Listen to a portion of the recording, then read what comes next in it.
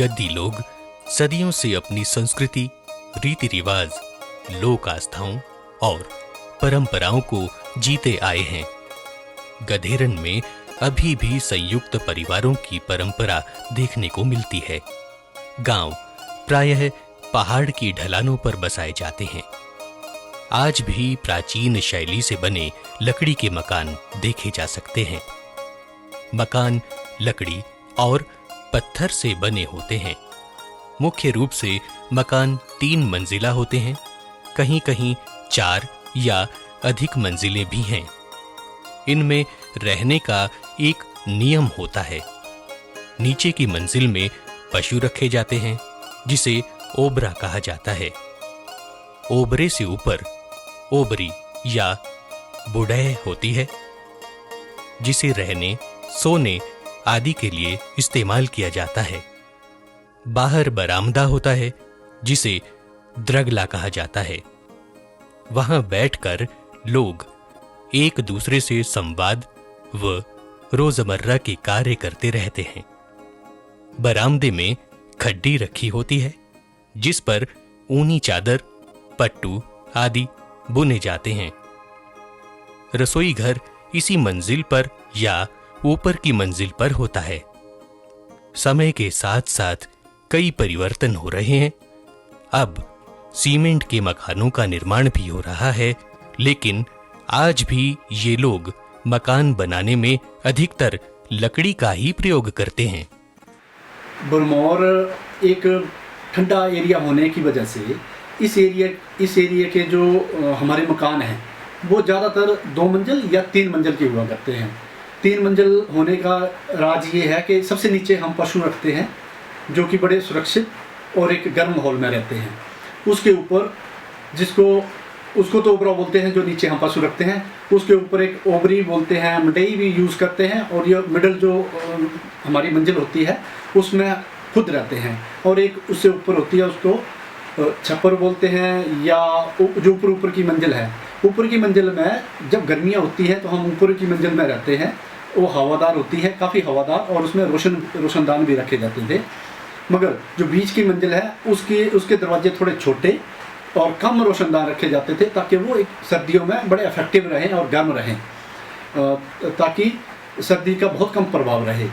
और ऊपर वाली जो लास्ट वाली जो मंजिल है, ऊपर वाली मंजिल, उसके ऊपर हम स्लेट या अब तो चादर भी यूज़ करने लगे हैं, मगर बेसिकली उसमें स्लेट ही यूज़ किया करते थे। और स्लेट से धुआं वगैरह, जब आग जलाते थे, लकड़ी जलाते थे, तो धुआं आसानी से निकल जाता था, धुआं फैलता नहीं था।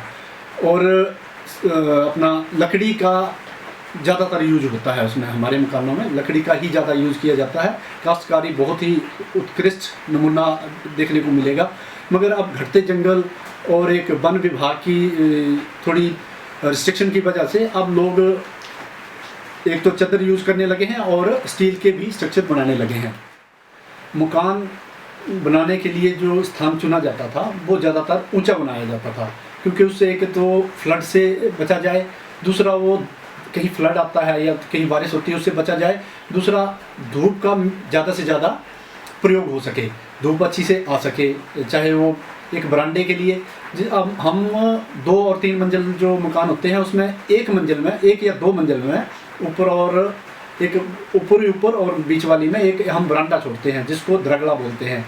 द्रगला ज़्यादातर आम तौर पर बैठने के काम आता था। आसपास के लोग भी वहाँ बैठ सकते थे, या वहाँ बैठ करके एक दूसरे से बातें करने के लिए यूज होता है। यहाँ कताई, बुनाई या इस टाइप के जो छोटे छोटे काम होते हैं उसको वहाँ बैठ के किया जा सकता है, बड़ी आसानी से किया जा सकता है। और साथ में बाहर का दृश्य भी देखा जा सकता है। और या आमने सामने कहीं पशु चरा रहे होते थे, उन पे भी नज़र रखी जा सकती थी। और कभी कोई शादी या कुछ हैपनिंग में जब ज़्यादा गैदरिंग होती थी, ज़्यादा लोग इकट्ठे होते थे, तो भी बरामदे में ही ज़्यादातर बैठते थे, और वहीं बैठ के बातें या वहाँ जाके कुछ भी डिस्कस करना या हर चीज़ वहाँ बैठ के की जा सकती थी, आसानी से की जा सकती थी। हमारे मकान ज़्यादातर लकड़ी, पत्थर की चिनाई,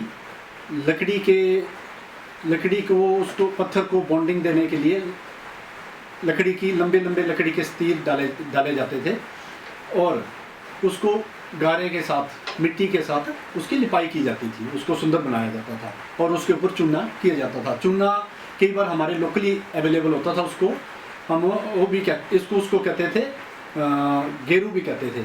और मगर अब जैसे जैसे टाइम चेंज हुआ है, जैसे जैसे वहाँ सड़क पहुँची है, जहाँ जहाँ सड़क पहुँची है तो सुविधाएं भी बढ़ गई हैं। सुविधाएं बढ़ने के साथ अब नई तकनीक के साथ भी बढ़ने लगे हैं, जैसे नई तकनीक का भी प्रयोग होने लगा है और परंपरागत से हट करके अब ईंटें वहाँ यूज होती है। अब ज़्यादातर लोग मकान ईंटों का बनाते हैं, आरसीसी का बनाते हैं, स्टील यूज करते हैं और शीटें ऊपर डाली जाती है।